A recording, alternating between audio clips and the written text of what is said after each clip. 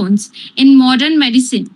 The birth of the first IVF baby, a breakthrough that transformed reproductive healthcare and brought the hope to millions of aspiring parents across the world. At Dose Daily News, we believe that knowledge is the foundation of better healthcare.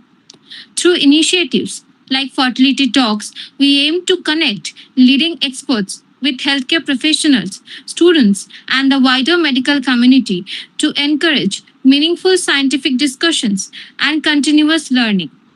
Thank you all for taking the time to join us today. It is now my distinct honor and privilege to introduce today's eminent guest speaker, Dr. Rutvij Dalal. Dr. Rutvij Dalal is the director and lead IVF specialist at Janani IVF, New Delhi, and is widely recognized for his expertise in IVF, infertility, and reproductive medicine. He completed his MBBS followed by DGO, where he was awarded the gold medal for academic excellence.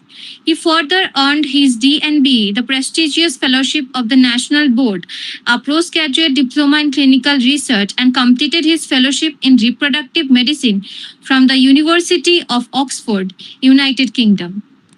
With years of dedicated clinical experience and a patient centric approach, Dr. Dalal has helped countless couples overcome infertility challenges through advanced reproductive technologies and evidence based fertility care.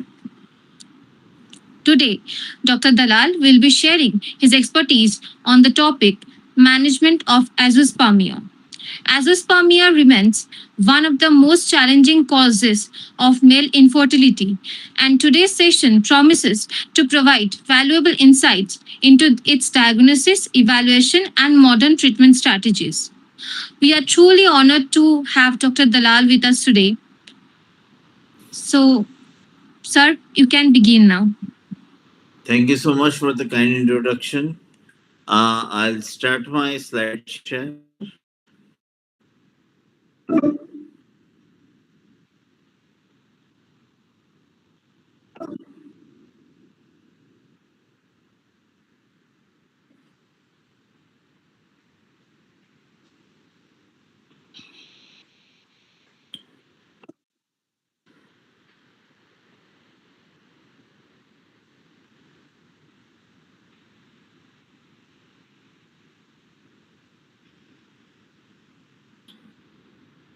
It says I need to give the permission for slide share in Safari. I don't know how to do that. Sir, if you can't share, you can just send me the slide. I will share it from my screen.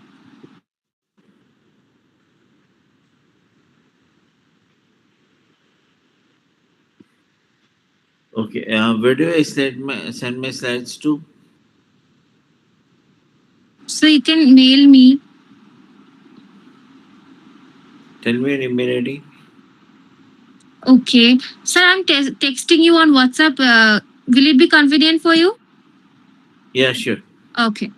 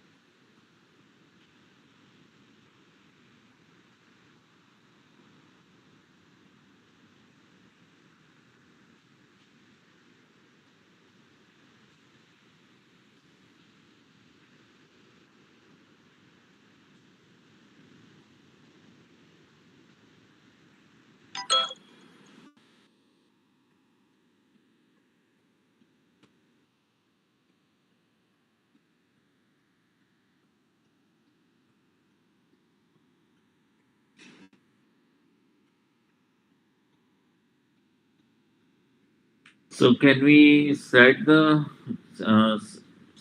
start Yes, the sir. I'm presentation? sharing it soon. Yeah.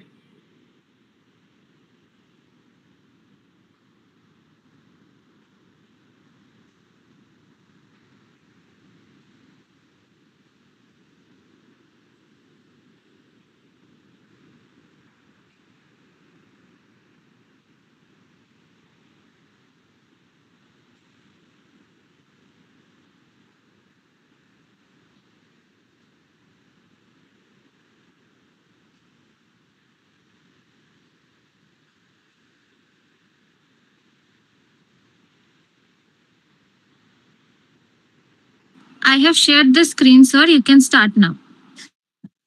Okay. Thank you.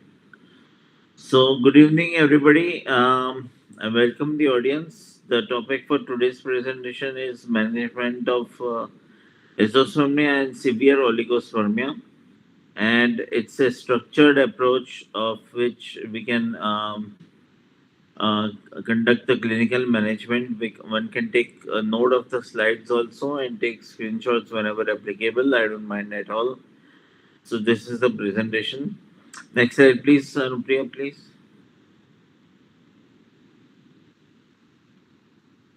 Arundhati. Next slide. Yes, sir. Can you repeat? Next slide. Okay, okay. I'm.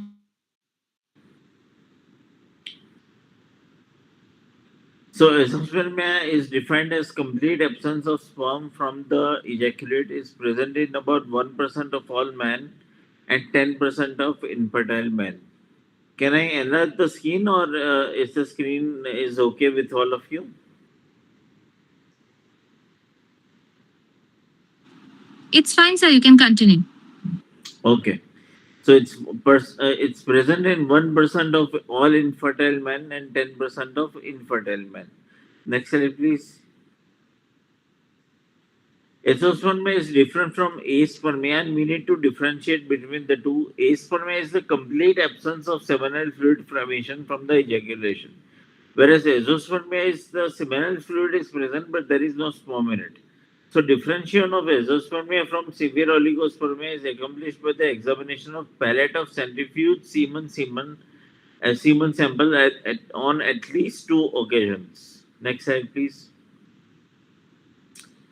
So we need to determine the etiology of patient's condition, establish whether the cause of azoospermia is amenable to therapy, identify appropriate treatment options, and then determine whether the significant medical disorder is the underlying cause of azoospermia.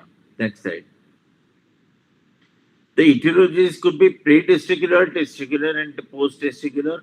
In pre-testicular, we have endocrine abnormalities that adversely affect the gonadotropin GnRH level at the hypothalamus as well as the pituitary, and that leads to secondary testicular failure, and it's relatively rare.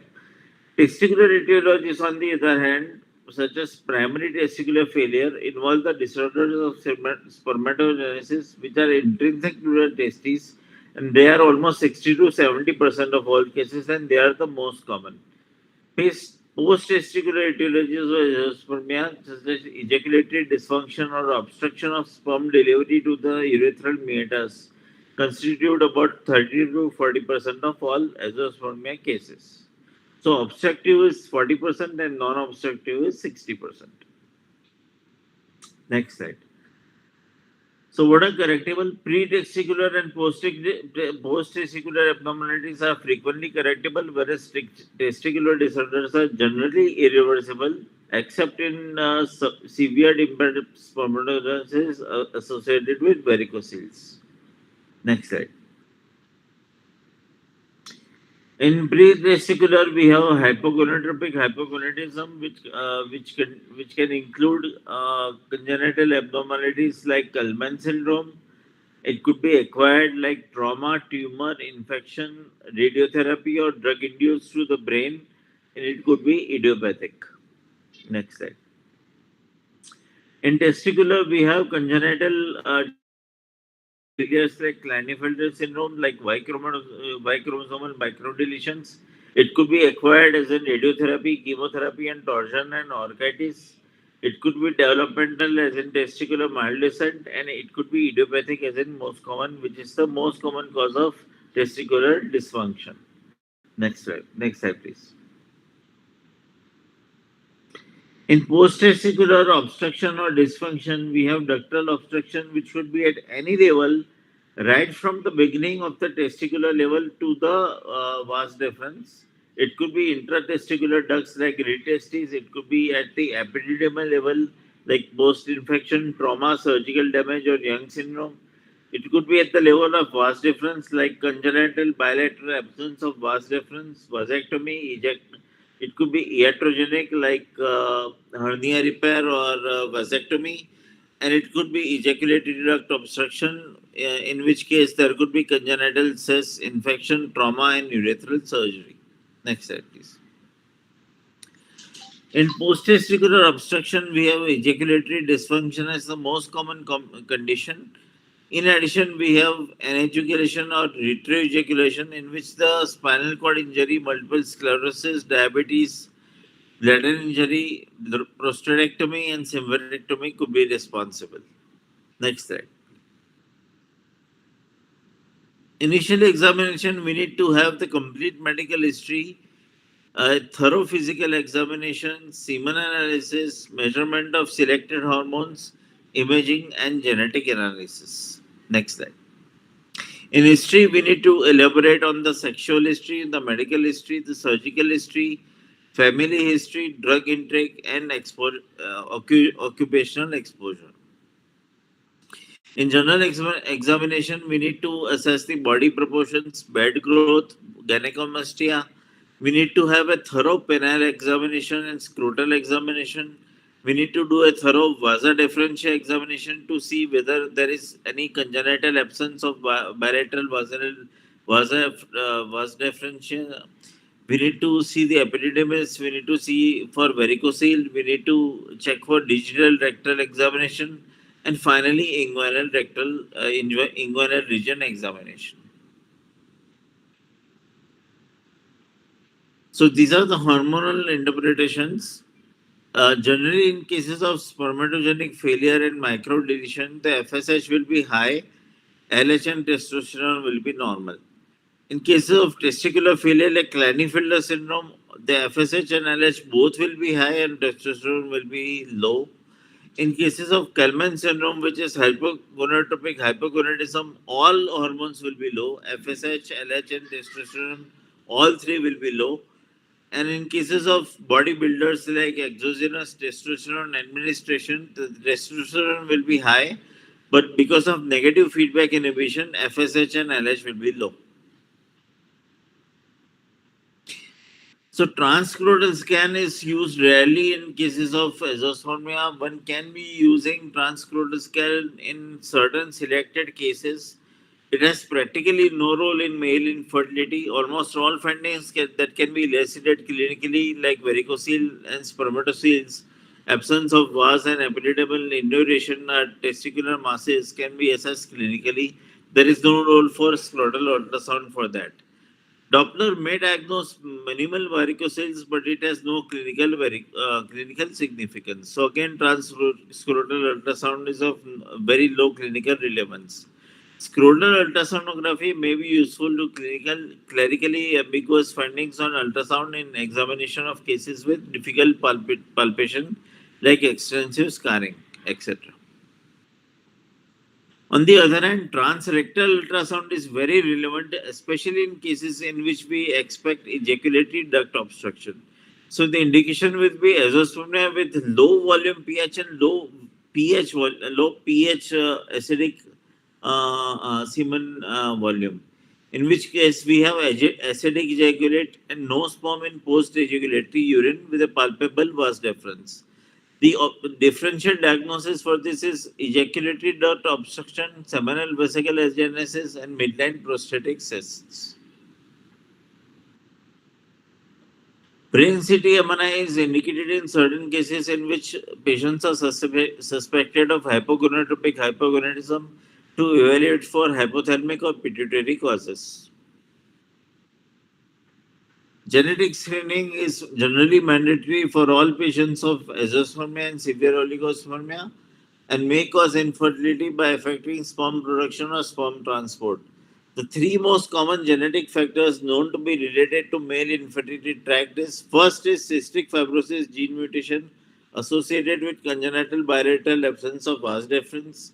Second is chromosomal abnormalities resulting in impaired testicular function, so we need to do a karyotyping. And third is Y chromosomal microdeletion associated with isolated spermatogenetic impairment. In Y chromosomal microdeletions, which are found in 15 to 20, 15, 10 to 10% of men with azoospermia, we can find out by doing a polymerase chain reaction on the Y chromosome. And we can see there could be deletions in three chromosomal regions of the Y chromosome. It could be azoospermia factor A, that is azaphad A, it could be azoospermia factor B, and azoospermia factor C. In cases of azoospermia factor A and azoospermia factor D, they both are generally associated with very poor prognosis of sperm harvesting through testicular extraction. So, azoospermia factor A will have a germ cell aplasia, azoospermia factor B will have a maturation arrest, whereas there is a good prognosis with azoospermia factor C deletion in which there is only hypospermatogenesis and there is almost 70% chance of harvesting successful sperm from these patients. So they can be counseled positively and they can positively go for either a testicular extraction or micro TC to harvest sperm and help them beget their own child with their own offspring with their own sperm.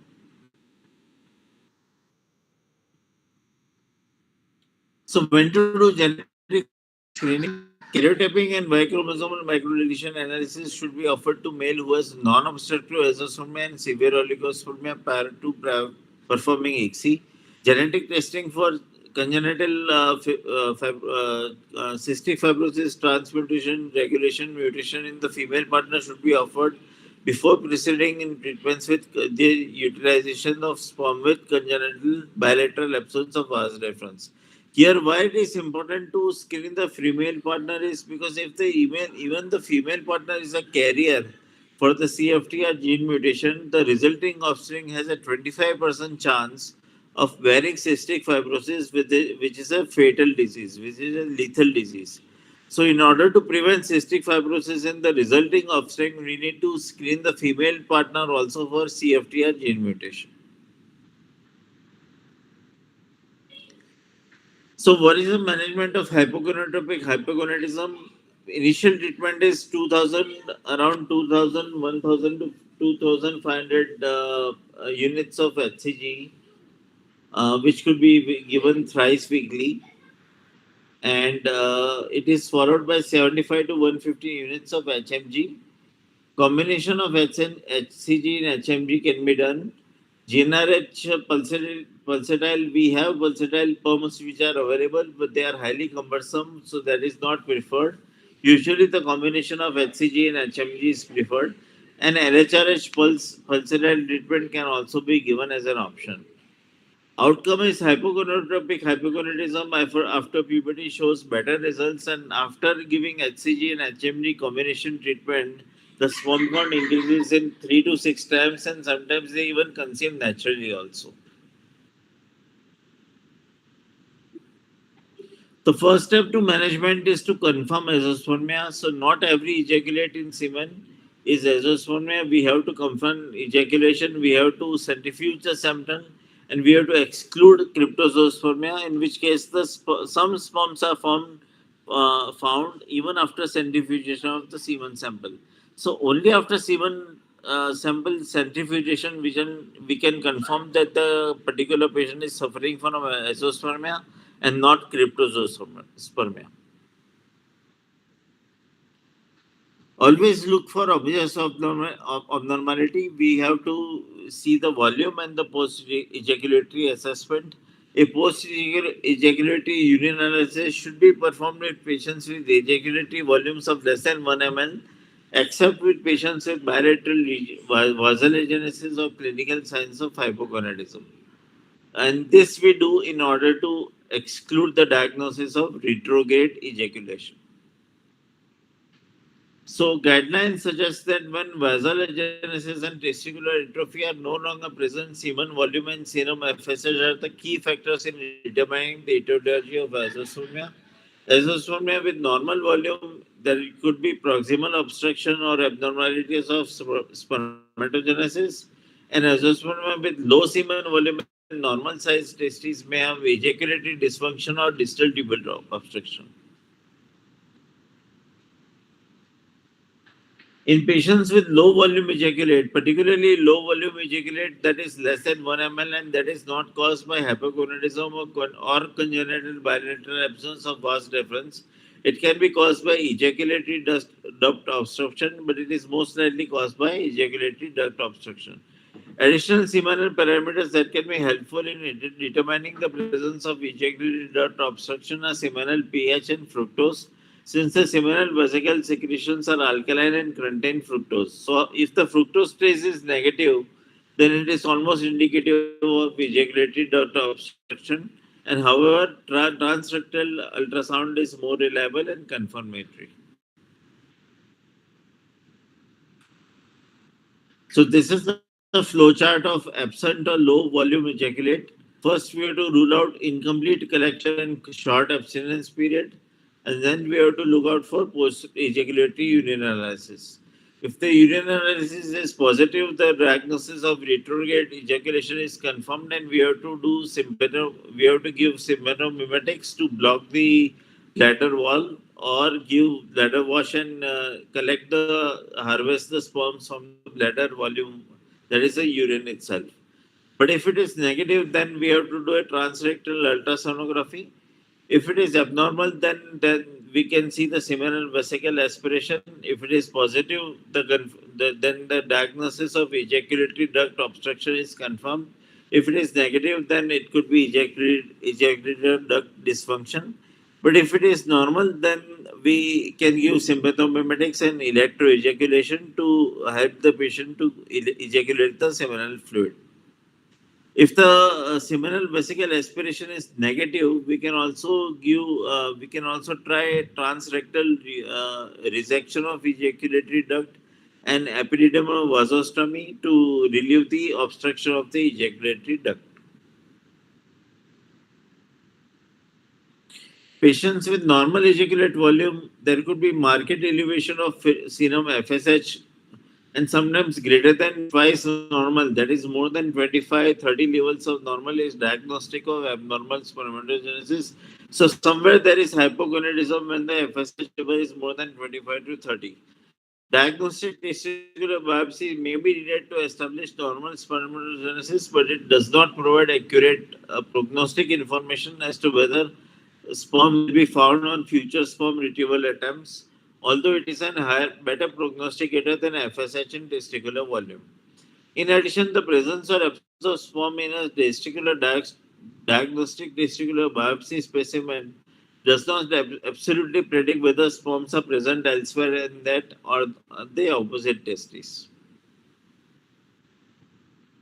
The testicular biopsy specimen should be placed in an appropriate fixative such as Bowen, Zankers, or glutaraldehyde.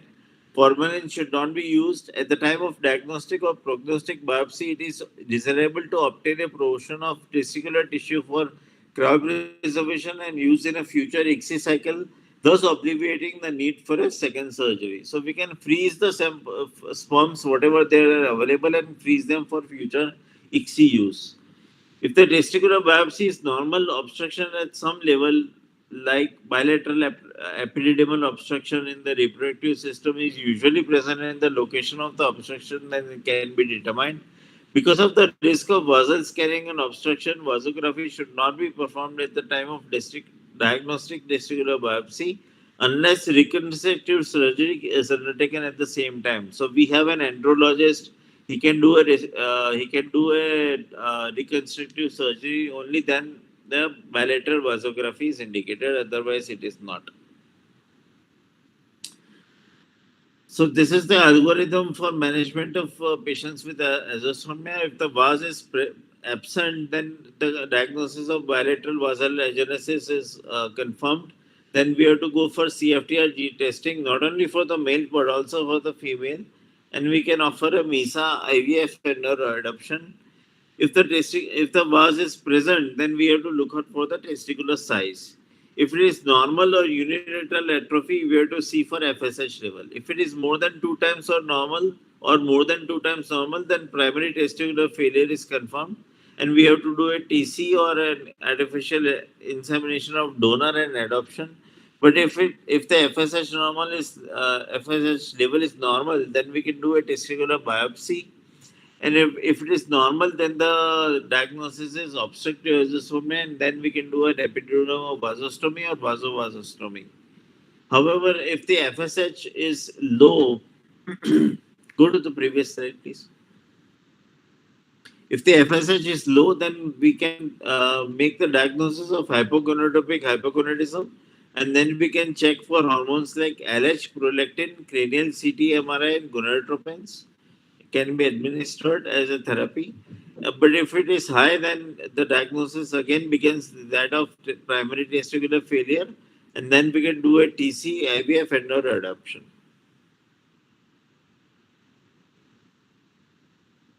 There are various sperm surgical retrieval methods, and technical of sperm retrieval method and macromanipulation to assist fertilization have been the two of the most exciting developments in the field of male infertility treatment. Optimal treatment is one that will allow the couple to conceive with minimal intervention. So it's the simplest procedure which requires simplest surgical maneuvers and anesthesia has to be preferred.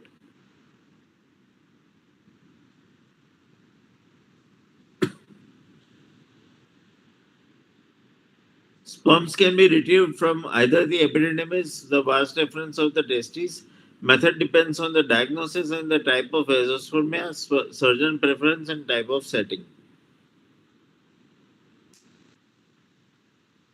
So, in cases of obstructive azoospermia, if it is proven by previous work, we can do a reconstruction, and we can advise the couple to go for a normal conception, or we can do a PISA with cryopreservation. Cryopreservation. If it is suspected scrotal or testicular obstruction, then we can do offer a reconstruction. In case the urologist is present, we can do a vasovasostomy or vasoepidurostomy. But if it is not present, then we can do a microepidermal sperm aspiration with cryopreservation of the sperms to use for ICSI in a subsequent cycle. In cases of obstructive azoospermia, we can do either a reconstructive surgery or a surgical sperm retrieval. The choice depends on the availability of the operating urologist and the availability of the surgical sperm retrieval methods at that point of time. If we do not have an operative urologist present, then surgical sperm retrieval remains the treatment of choice. In vasovasostomy, the pregnancy rate is 52% by natural conception. The paternity rate is with microsurgical technique is 90 to 95%. Indications is vasectomy, reversal, and iatrogenic injury to the vas by hernia surgery. And we can also do a crossover vasovasostomy. In anastomotic techniques, we can do an accurate mucosa to mucosa approximation. It should be leak proof, it should be tension free, there should be a good blood supply, there should be a healthy mucosa and muscularis, and there should be a good atraumatic anastomotic technique that we should learn to either inculcate in our medical practice or employ a good urologist to operate with us who can do the same procedures with similar precision.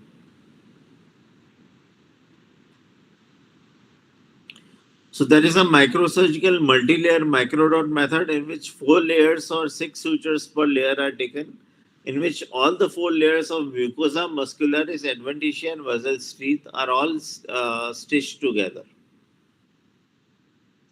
In microsurgical micro-layer multi-dot method, as you can see, the 4 layers mucosa, muscularis, adventitia, and serosa are all stitched together, and then we can have a successful reanastomosis surgery after this treatment, and the patient can conceive naturally also.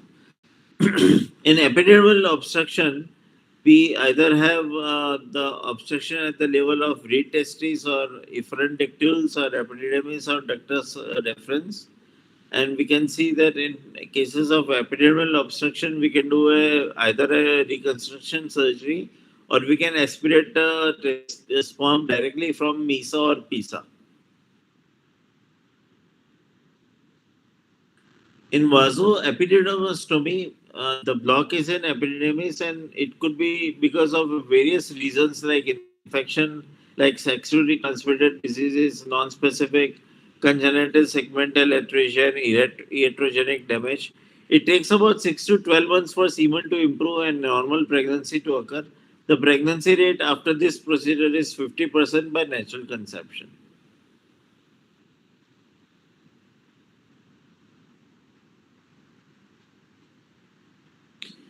So this is classic end-to-side anastomosis of epididymis with the vas. We can see that the end of the epididymis is stitched to the vas deferens. So this is end-to-side anastomosis. Other common procedures include epididymal duct obstruction, in which case we can do a transrectal ultrasound, which is diagnostic.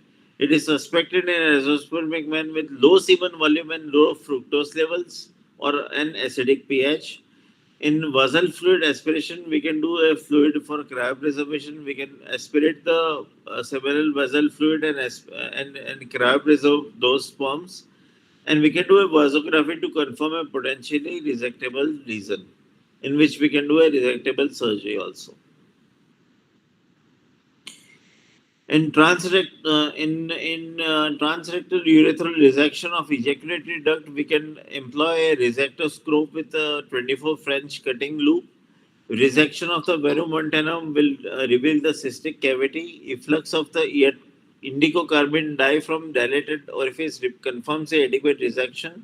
And sperm returns in about 50 to 70% cases. Pregnancy is achieved in about 20% cases after this procedure. Success with the reconstruction depends on the time since block, the length of proximal stump, the quality of sperm in the proximal stump, the skill of the operating surgeon, and the age of the female partner, and whether any female additional factors are present or not. Other common procedures like men with congenital absent vas and unreconstructible obstruction, we can do a sperm retrieval techniques. So I will elaborate on the sperm retrieval techniques now that we most commonly use in an IVF setting. The first is PISA, that is percutaneous epididymal sperm obstruction, in which we generally take the epididymis, we palpate the epididymis, we isolate the epididymis with our thumb and forefinger, and we simply put a butterfly needle in the epididymis and aspirate all the sperms from the epididymis. Usually in obstructive azoospermia, the epididymis is very turgid, so it is very easy to palpate it, and it is very easy a procedure to harvest the sperms from the epididymis with PISA procedure. There is an alternative called microsurgical epididymal sperm aspiration. The advantage is there is no fibrosis after surgery, which typically happens after PISA, and the surgery is done at 8 to 15 times magnification, in which case we can do a microsurgical aspiration so that the epididymal trauma is avoided and we can harvest the sperms easily using a MISA procedure. So this is again an option for epididymal obstruction.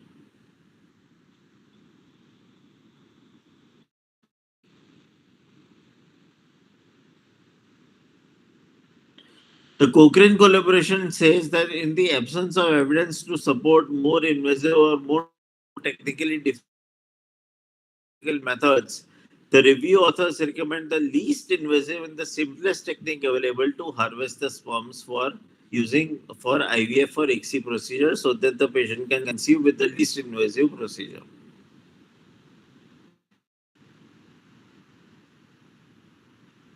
Reconstruction or sperm retrieval with ICSI, the option always remains, it's always questionable. It depends on the availability of the urologist and the presence of the urologist skill and also whether the patient wants a reconstruction and try for conceiving naturally or through with IVF or ICSI.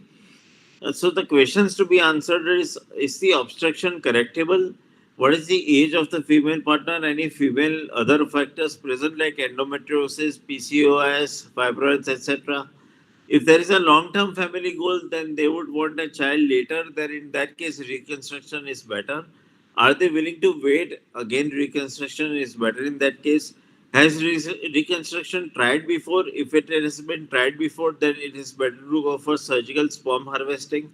If the surgeon experienced enough, if he is not experienced enough, then again it is better go for sperm harvesting. And cost benefit ratio analysis is the most important.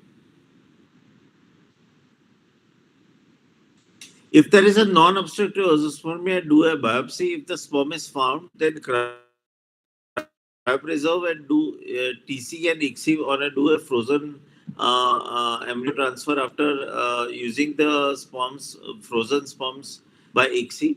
If the sperms are not formed, then we have to sample dilated tubes. If necessary, we can do a micro TC also. And if the sperms are found, again we can do a cryopreservation of the sperm and TC later on and ICSI. But if the sperms are not found, then we can do either testicular extraction or micro TC. So TISA is a testicular sperm aspiration which is percutaneous. It employs a 22 or 23 gauge needle with 1.5 needle board strand with a 20 ml syringe for negative aspiration. It is inserted from the inferior pole to the superior pole. Needle is withdrawn slightly and redirected several times, disrupts the testicular architecture. But the advantage is it is a minimally invasive procedure. It's a day care procedure. The patient is discharged only 2 to 3 hours after procedure, and the sperms are usually sufficient in number to use for ICSI procedure to fertilize all the eggs.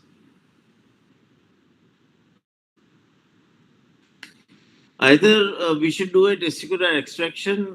The advantage is it's not a blind procedure. It causes less vascular damage and hematoma rates than testicular aspiration. The architecture is preserved for histopathology and more tissue is obtained, which can be used for cryopreservation later on. So TISA has several advantages over TISA.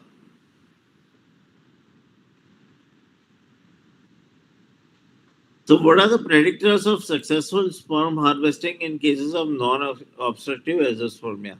If the previous biopsy is available, it is by far the best predictor. It has a sensitivity of 86% and specificity of 93% to prognosticate whether a particular patient will find sperm in non-obstructive azoospermia after a testicular sperm harvesting. Serum FSH, testicular size, and testicular volume are all weak indicators. Serum testosterone to estrogen ratio are again weak indicators. Serum inhibin B is a slightly better than FSH. The sensitivity is 65% and specificity is 83%. Seminal plasma proteins like TAX101 and ECM1 are recently proposed, but they are in still investigative phase. So in non-obstructive azoospermia, it could be hypospermatogenesis or maturation arrest or Sertoli-Lissal-Udny syndrome.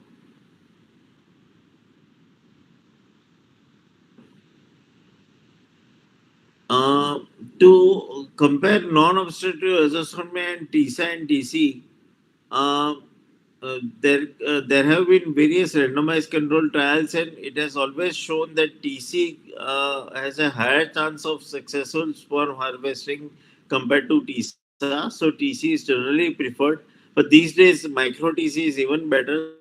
So micro TC is the procedure of choice. There could be complications of TC as well. Prediction of both the existence and geographic location of islets of normal spermatogenesis are not possible, so more than one specimen may be required. So we have to do multiple punctures. That is one disadvantage. The second disadvantage is in non-obstructive azoospermia, removal of large fragments of testicular tissue usually compromise androgen production, which can lead to can be transient or permanent, ultimately resulting in hypogonadism. Other complications include infection, hematoma formation, and, fib- and fibrosis. So, microdecision design is the diagnostic and therapeutic procedure of choice today. It is said to be more successful in sperm harvesting. There is lesser tissue removed, lesser vascular damage. It is easier lab processing because only the dilated seminiferous tubules are isolated and sent for diagnostic sperm harvesting in the embryology laboratory. However, it also comes with disadvantages. There are two disadvantages with micro TC. One, it is time consuming. Sometimes the procedures can last for 2 to 3 hours, and it needs an elaborate infrastructure, including a micro TC loop, which magnifies the seminiferous tubules to 45 to 50 times.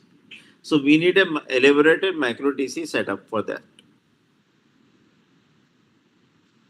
Can anything be done to improve sperm retrieval? Well, people have tried clomiphene, letrozole, and gonadotropins. With clomiphene, the cases of non-obstructive azoospermia, multicentric study, there was no benefit. With letrozole, again, there was no benefit. And with gonadotropins, again, very controversial. Only with hypogonadotropic hypogonadism, there was seen any benefit. In cases of testicular failure, there was no benefit seen at all. So there is no good randomized control trial to prove so far. We don't know yet. We don't know if anything can be given to improve sperm harvesting in these patients.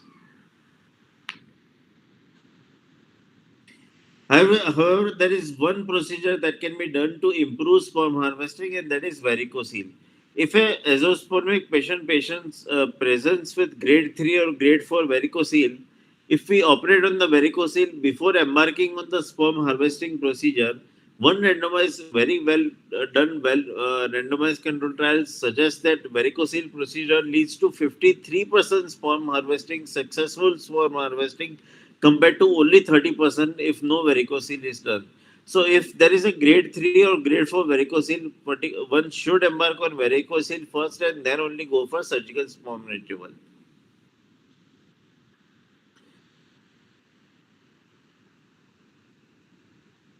So, this is the etiology and distribution of male infertility. Sexual factors 1.7%, urogenital infection 6.6%, abnormalities in 2.1%, acquired factors in 2.6%, varicocele in 12.3%, endocrine disabilities in 0.6%, immunological factors in 3.1%. The by and large, the majority is idiopathic abnormal semen, that is OAT syndrome, or no demonstrable cause, that is 75.1%. Now, coming to medical management of these patients, we can give antibiotics, anti-estrogens, gonadotropins, androgens, antioxidants, and others. Advancement of assisted reproductive techniques, the goal may not be to improve male infertility directly, but to augment the spermatogenesis so that in vitro fertilization is possible. So, let us assess the role of each one of them. In cases of oxidative stress mediated infertility, definitely antioxidants would help. Antibiotic therapy can be given for genital tract infections. Varicocelectomy is to be done for grade 3 and grade 4 varicoceles. And lifestyle changes like avoiding all forms of tobacco and alcohol to reduce antioxidants, like cigarettes, can definitely help.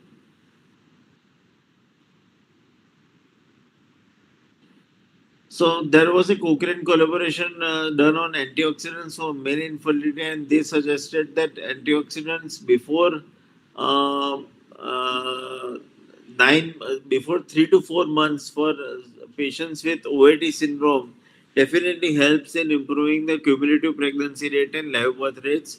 But this is not applicable in patients with azoospermia.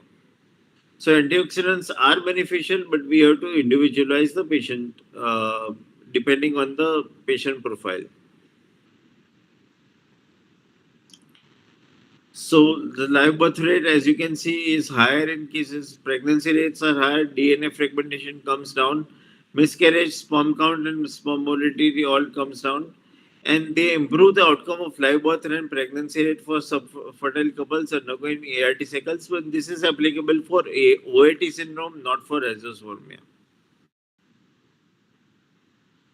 So conclusion is antioxidants have got a role. We need to individualize the patient. None is superior or inferior. Even the cheaper antioxidants like vitamin C, zinc, and selenium and vitamin E are beneficial. There is no need to give very expensive antioxidants like coenzyme Q, astaxanthin, resveratrol, etc. And judicious use definitely have a role in the patients with OAT syndrome. Anti-estrogens can be given if the testicular estrogen ratio is inhibited, and meta-analysis of 10 controlled studies suggested that the anti-estrogens demonstrated a positive hormonal effect, whereas no improvement in pregnancy rate was observed in cases of randomization. Sometimes patients are given tamoxifen citrate. They have similar results in treating idiopathic oligospermia. So sometimes anti-estrogens like anastrozole or tamoxifen can be given in those patients who are obese and those who have a lower testosterone to estrogen ratio.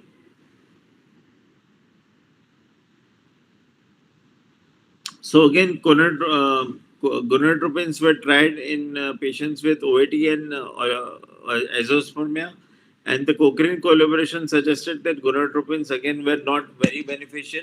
Only in patients with hypogonadotropic hypogonadism, gonadotropins had a role. In which case, we have to give HMG in a high dose, relatively high dose, like FSH and LH, both 300 units to have any beneficial role in spermatogenesis. Before we embark on HMG, we have to give HCG 2000 units thrice weekly to promote the LH induced testosterone synthesis, which will stimulate spermatogenesis in these patients. And after giving HCG, we can start using HMG to promote spermatogenesis in these patients. So the pregnancy rates were per cycle were all increased after gonadotropin therapy, and this is particularly applicable in patients with hypogonadotropic hypogonadism. Androgens have no role at all. There is a meta-analysis of 10 randomized control studies, and testosterone and testosterone were both tried. Androgens, in fact, might have a detrimental role by reducing a negative feedback effect on the pituitary by inhibiting the FSH, and that can lead to impaired spermatogenesis. So androgens are a total no-no when it comes to patients with oligospermia and azoospermia. Androgens are to be totally avoided.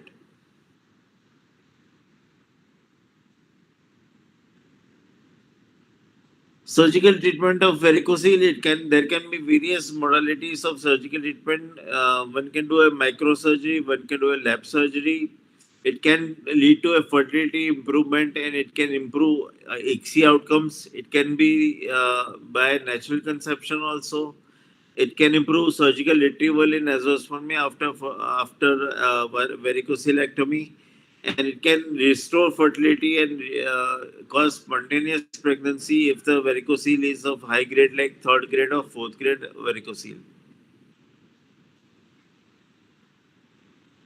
So any patient with varicocele, surgery is not the choice. There is no role in ultrasound diagnosed varicocele. Only in grade 3 and grade 4 varicocele is applicable. And Cochrane database suggests that it increases pregnancy rates and better seminal parameters may be, but only if the varicocele is clinically detectable and clinically diagnosed. In ultrasound diagnosed varicoceles, there is no role for grade 1 and grade 2 varicocelectomy.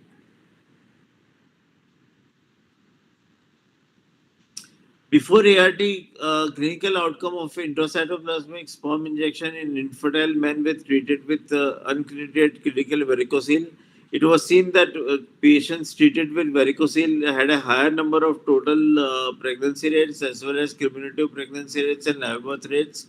So definitely in clinically significant varicoceles, varicocelectomy definitely helps in these patients. They might improve the oxidative stress levels and improve the DFI in these sperms found in these patients. and may improve the pregnancy rates in these couples. So definitely clinically applicable, clinically relevant varicocele, we should operate on them, and patients should go for a varicocele in grade 3 and grade 4 varicoceles. In varicocele and ICSI outcomes, as you can see in treated varicoceles, the fertilized eggs were 78%, which is significantly better. Live birth rate was again statistically significant, and miscarriage rate was statistically significantly lower in patients treated with varicocelectomy. In severe OAT, the empirical therapy is debatable. The antioxidants are beneficial. Other medical management, we have to individualize depending on the testosterone estrogen ratio, particularly anti-estrogens.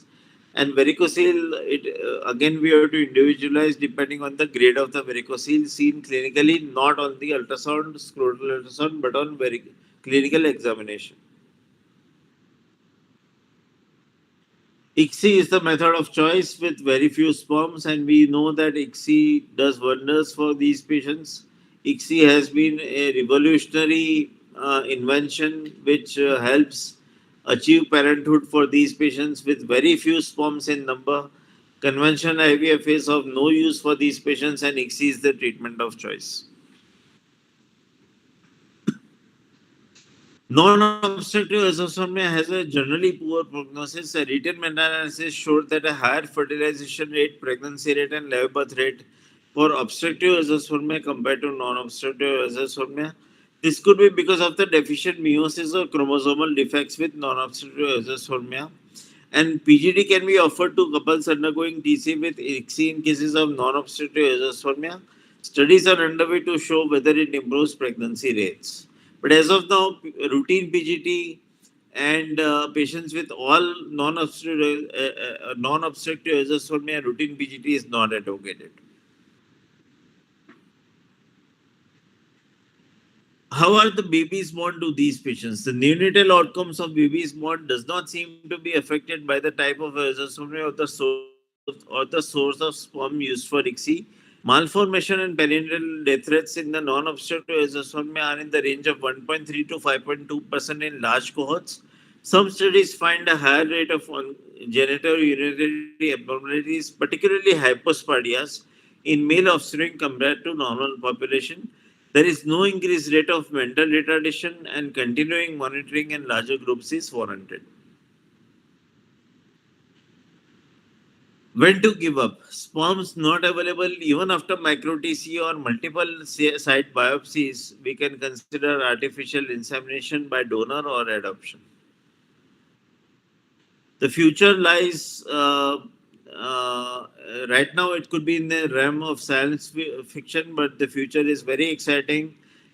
We have in hand, there are people working on in vitro maturation of sperms. There are people working on testicular transplantation from a fertile man into an infertile man. And there are people working on reproductive cloning by transplanting a nucleus of a diploid somatic cell of an infertile male into the enucleated oocyte of his partner. So the future is certainly exciting, and a lot lies ahead, but it all depends on how the results come out to be. Today, the management of azoospermia and severe oligospermia is complex, challenging, but if the results are positive and if the patient gets a pregnancy, it is certainly very, very rewarding. So, with that, I thank you all for patient listening and attending by today's talk. I welcome any questions that you may have. So, attendees, you can give your questions on the chat box. We will convey them to sir.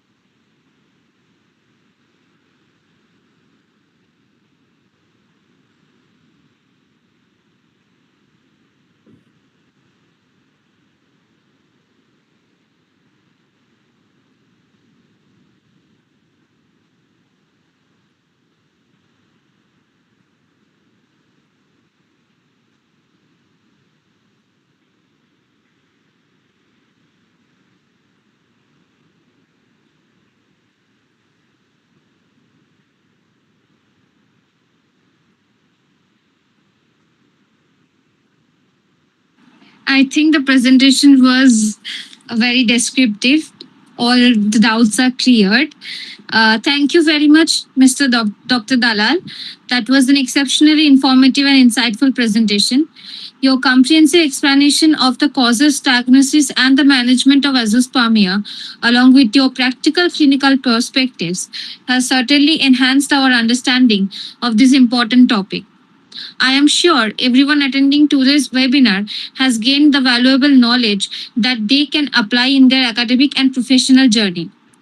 Thank you once again for taking out your busy time from your busy schedule to be with us and for sharing your expertise so generously. As we come to the end of today's webinar, I would like to express my heartfelt gratitude to our esteemed speaker, Dr. Rutviz Dalal, for delivering such an enriching and educational session. I would also like to sincerely thank every participant who joined us today and made this event a success through your enthusiastic participation. We hope this session has enhanced your understanding of fertility care and encouraged further learning in reproductive medicine. Stay healthy, stay informed, and have a wonderful day. Once again, thank you, everyone. We'll end the session. Thank you, madam, and thank you, Dose Daily Health News, to give me this opportunity to speak today. I thank you all for patient listening and thank you for being there. Thank you all. Thank you, sir. Okay.